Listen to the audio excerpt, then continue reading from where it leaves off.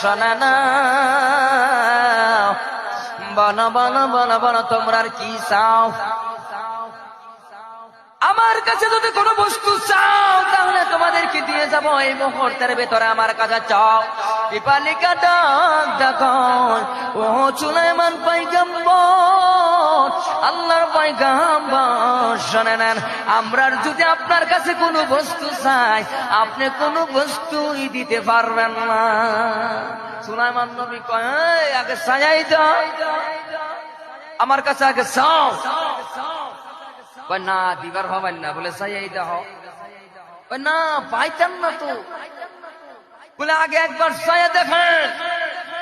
ডাক দিয়ে বললেন, আপনি যখন দিতে চান আমাদেরকে দিবেন, যদি দিয়া দেন আমাদের সারা জীবনের হায়াত দিয়া দেন।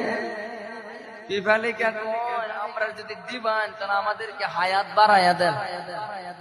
এখন কোন হায়াতের মালিক কে? আরো জোরে কোন কে?